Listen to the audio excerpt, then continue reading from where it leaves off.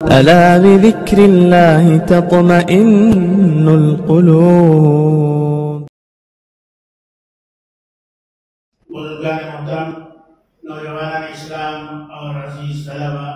اللہ نے جب سے انسان کو پیدا کیا ہے، یعنی میرے اور آپ کے اور ساری دنیا کے باپ ابو البشر سیدنا حضرت آدم علیہ السلام کو پیدا فرمایا، اس کے بعد ہی اللہ تعالیٰ نے کعبۃ اللہ کی تعمیر کرائی، جو دنیا کی سب سے پہلی مسجد ہے، اور اس کے ٹھیک 40 سال کے بعد اللہ رب العزت نے مسجد اقصی کی تعمیر کرائی، یعنی جس کو بیت المقدس کہتے ہیں۔ اللہ کے نبی میرے اور آپ کے آقا نے فرمایا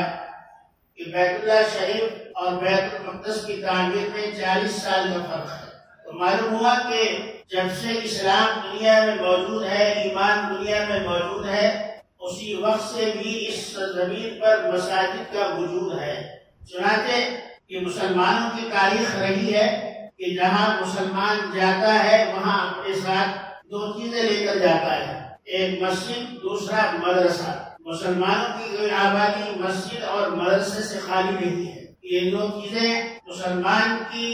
زندگی کا لازمی حصہ ہے۔ مسجد اور مدرسے کے بغیر مسلمان کا وجود نہیں ہے، اس لیے کہ مسجد اللہ کو یاد کرنے اور اس کی رضا حاصل کرنے کے لیے ہے، اور مدرسہ میرے اور آپ کے آقا جناب محمد رسول اللہ صلی اللہ علیہ وسلم کی تعلیمات کے مظاہر ہے۔ اس لیے ان 2 چیزوں کو مسلمان دنیا کے کسی بھی خطے میں گیا، وہ ان دونوں چیزوں کو لے کر گیا۔ قرآن کریم میں اللہ رب العزت نے ارشاد فرمایا، انما یعمر مساجد اللہ، بے شک وہی لوگ مسجد کی تعمیر کرتے ہیں جو اللہ پر ایمان رکھتے ہیں، من آمن باللہ ورسولہ، اور ایمان رکھتے ہیں وہ اللہ کے رسول پر، والیوم الآخر، اور آخرت کے دن پر۔ جو لوگ ایمان رکھتے ہیں وہی مساجد کی تعمیر کرتے ہیں اور وہی مساجد کو آباد کرتے ہیں۔ کہ حضور علیہ السلام نے ارشاد فرمایا، دنیا میں اگر کہیں عذاب آ رہا ہو تو کوئی انسان اللہ کے عذاب سے نہیں بچ سکتا مگر وہ جو شخص مسجد میں ہو، اور وہ شخص جو درود شریف کا عادی ہو، یعنی درود شریف پڑھنا اس کا ورد ہو، اس کی عادت ہو۔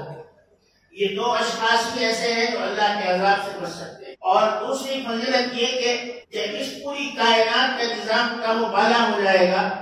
آسمان ٹوٹ جائیں گے، ستارے بکھر جائیں گے، پہاڑ روئی کی طرح اڑتے پھریں گے، زمین ٹکڑے ٹکڑے اور ریزہ ریزہ ہو جائے گی، اور ساری دنیا کا نظام درہم برہم ہو جائے گا، اس وقت اللہ رب العزت دنیا کی تمام زمینوں کو، جس زمین پر مسجد بنی ہے، ان ٹکڑوں کو اللہ تعالیٰ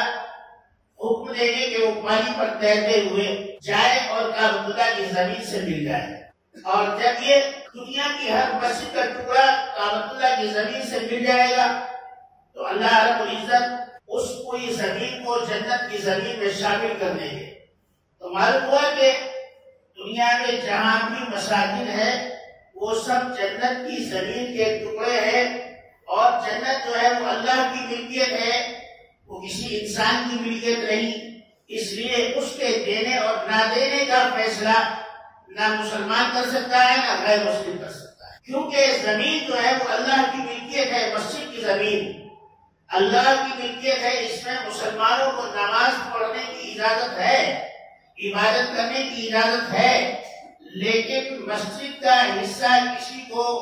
ہبہ کرنے یا کسی چیز کے عوض میں دینے یا اس کو خرید و فروخت کرنے کا مسلمان کو کوئی اختیار نہیں ہے۔ یہ فضیلت ہے مسجد کی۔ چنانچہ دنیا میں ایسے واقعات بے شمار پیش آئے جہاں مساجد کو شہید کر دیا گیا۔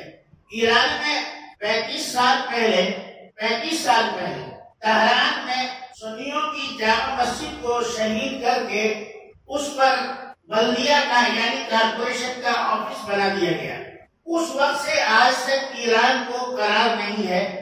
مصیبتوں پر مصیبتوں کے پہاڑ ایران پر ٹوٹ رہے ہیں، اور کبھی بھی اس کی مصیبتیں کم ہوتی نظر نہیں آتی۔ کوئی نہ کوئی ایسا مسئلہ اس پر گھرا رہتا ہے کہ وہ اس میں پریشان رہتا ہے، پورا ملک پریشان رہتا ہے، اور مسجد کے شہید ہونے کی جو نحوست اس ملک کو لگی ہے وہ آج تک چھوٹنے نہیں پائی، اس لیے کہ وہ جان بوجھ کر ایسا کیا گیا۔ تو اس کا وبال جو ہے آج تک عراق برداشت کر رہا ہے، اور اس کا وبال عراق کے سر پر ہے، کبھی اس کو دن اور رات چین نہیں ہے۔ کبھی امریکہ اس کو دھمکاتا ہے، کبھی اسرائیل دھمکاتا ہے، کبھی انگلینڈ دھمکاتا ہے، کبھی اور کوئی ملک دھمکاتا ہے، کبھی اس کا تیل بند کیا جاتا ہے، کبھی اس کی اقتصادی پالیسیوں پر ترتیب کی جاتی ہے، اور کبھی اس کا بائیکاٹ کیا جاتا ہے۔ یہ عراق کی مشکلات ہیں جو کم ہونے میں نہیں آ رہی ہیں، اور اس کی وجہ صرف یہ ہے کہ اس نے ایک طرح کی جامع مسجد کو شہید کر کے اس جگہ پر بلدیہ کا یعنی کارپوریشن کا آفس بنایا۔